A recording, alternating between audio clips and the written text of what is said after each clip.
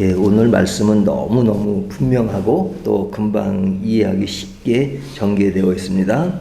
앞에 1절과 2절은 본문의 배경을 이야기하고 있고요. 10절은 본문의 결론이 무엇인가 하는 것들을 명료하게 이야기합니다. 이 배경은 예수님이 세리의 집에서 식사를 하실 때 그 식사하는 장면들을 바리새인들과 서기관들이 수군거리면서 비난하는 겁니다. 어떻게 예수님이 죄인들과 어울릴 수 있느냐 하는 그런 불평을 드러내고 있죠. 그런 상황에 예수님이 비유로 이야기하시는 겁니다. 비유로 세 개를 이야기하시는데 세 가지 비유를 하시는데 첫 번째 비유가 이제 3절부터 나오는 잃은 양의 비유입니다. 한 마리의 양 비유고요. 두 번째 비유가 8절부터 전개되는 드라크마 비유죠. 그리고 이제 내일 본문인 11절부터 32절까지는 그 유명한 탕자의 비유입니다. 이 세 가지 비유는 다른 비유지만 사실은 그 내용은 공통점을 가지고 있습니다. 그 공통점은 뭐냐? 한 사람의 중요성입니다. 한 사람이 얼마나 중요한가 하는 겁니다. 근데 그 한 사람은 어떤 사람이냐? 잃어버린 사람, 떨어진 사람, 그리고 외면당한 사람, 주체가 되는 사람들이 있는데 떨어진 그 한 사람이 얼마나 중요한가 하는 것을 이야기하는 겁니다. 그래서 제일 먼저 나오는 비유가 잃은 양의 비유죠. 여기 100마리 양이 있습니다. 그러니까 이제 목자가 100마리 양을 이렇게 케어하고 있죠. 그런데 그 중에 한 마리 양을 잃어버렸습니다. 그러면 그 목자는 그 99마리의 양은 저 들에 그대로 놔두고 한 마리의 양을 찾으러 갑니다. 그리고 그 양을 찾아서 이제 그 돌아오는 장면이 나오죠. 이렇게 어깨에 메고 돌아옵니다. 그래서 이 이야기는 뭐냐면 한 영혼이 회개하고 돌아올 때 그 기쁨이 너무너무 큰 것이다. 그 기쁨을 누가 하시느냐? 하나님이 그것을 기뻐하신다는 거죠. 하나님이 그것을. 그러니까 그 잃은 그 양 한 마리가 회개하고 돌아올 때 이 비유니까요. 그 비유는 사실은 믿지 않았던 사람이 믿고 돌아온 또는 뭐 믿었다가도 이탈하고 탈선했던 사람이 돌아오면 하나님은 그 사람을 무척 좋아하시고 그 기쁨을 아주 크게 묘사하고 있는 거죠. 똑같은 내용으로 잃은 드라크마의 비유입니다. 이 드라크마라는 것은 조금 낯설게 느낄지 모르지만 이건 로마의 화폐 단위입니다. 우리가 뭐 1달란트, 2달란트 이건 익숙하잖아요. 근데 드라크마는 한 달란트나 그런 그 다른 로마 화폐 단위로서 드라크마인데 이 한 드라크마는 그 한 사람이 하루 품삯입니다. 그러니까 하루 일한 돈. 요즘은 하루 일하면 얼마 받아요? 아십니까?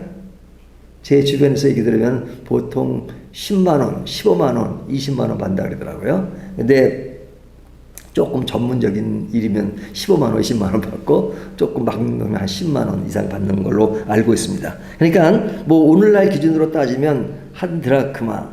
근데 여기에 어떤 여인이 10드라크마. 그러니까 뭐 예를 들면 10만 원, 100만 원이 있는데 근데 이제 그 중에 그 한 드라크마가 어떻게 하다가 집에서 잃어버렸습니다. 그러면 그 드라크마를 찾기 위해서 이제 등불을 켜고 구석구석을 하죠.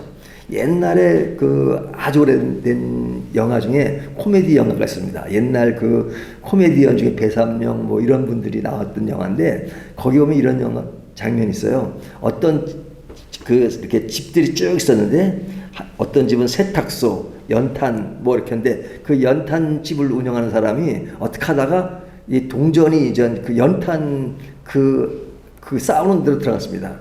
그러니까 그 돈 하나를 찾아서 연탄을 다 드러내는 그 내용이 그 영화에 나와요. 큰 돈도 아닌데 그 동전 하나 찾으라고 연탄을 다 드러내는 거.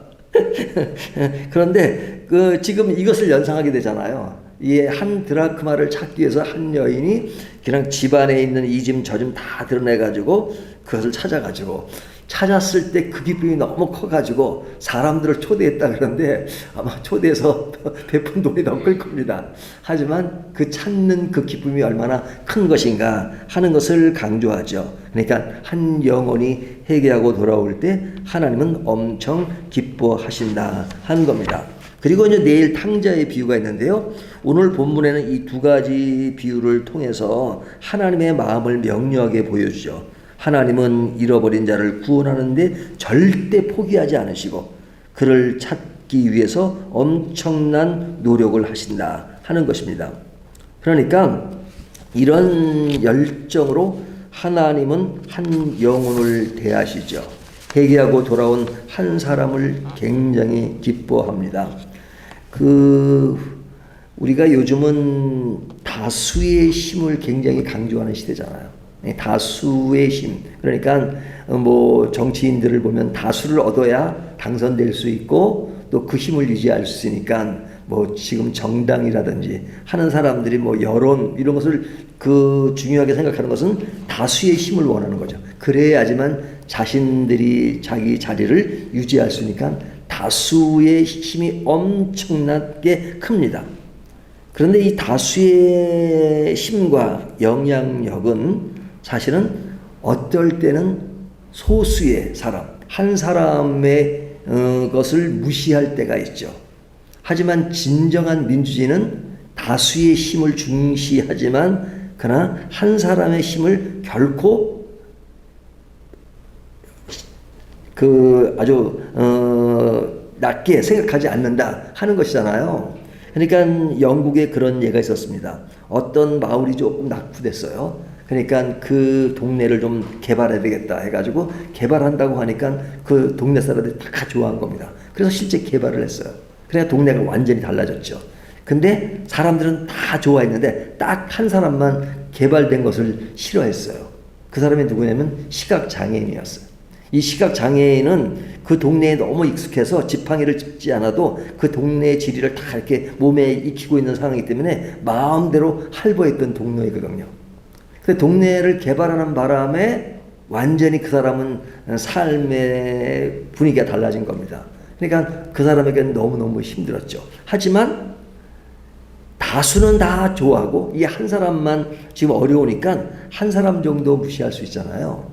하지만 영국의 그 지역 그 대표가 되실 분이 그 한 사람을 위해서 그 사람이 평소에 다니는 모든 길에 그 사람이 편하게 다닐 수 있도록 요즘 보면 이렇게 보도에 이렇게 그 사람 시각장애인들이 다니도록 만든 그거 있잖아요. 그런 걸 다 깔아가지고 거기다 또 소리가 울리도록 이렇게 그 찾기를 건널 때는 소리가 울리도록 그 한 사람을 해서 다 만들어줬다는 겁니다.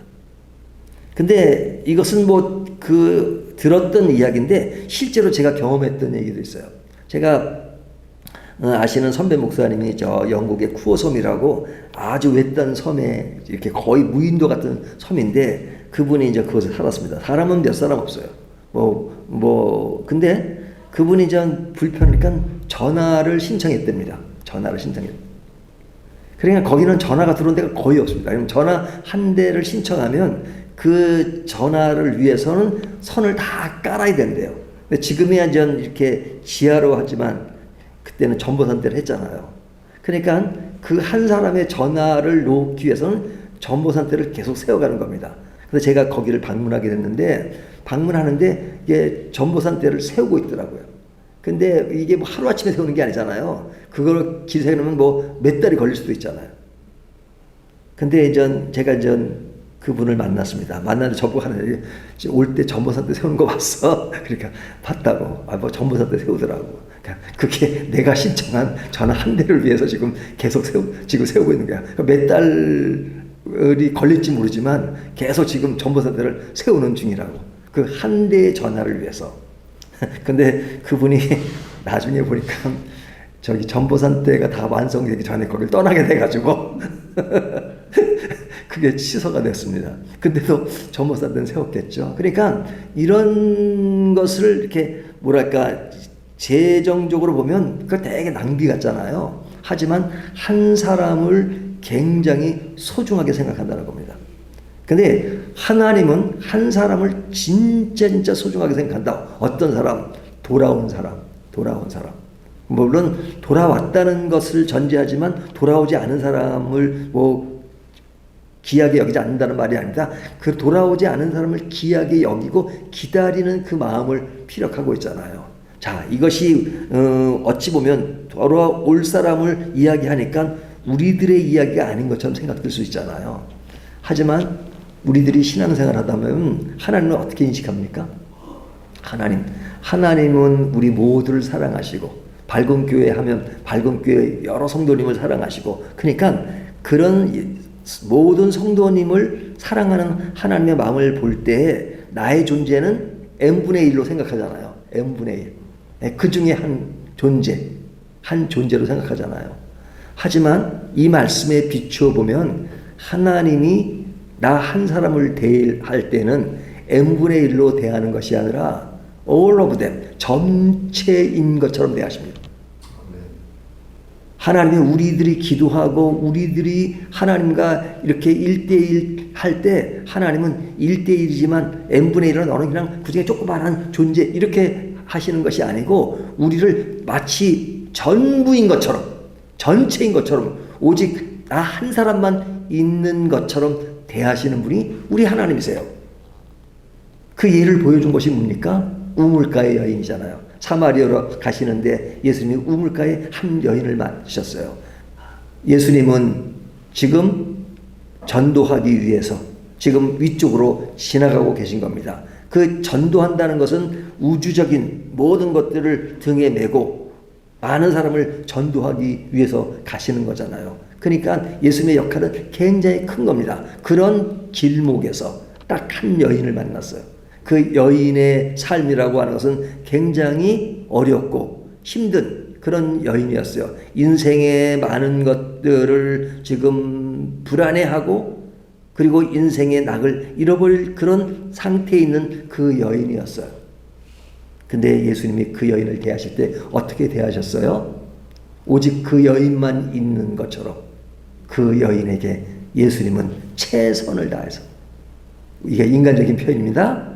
그리고 그 여인이 전부인 것처럼 대하시잖아요.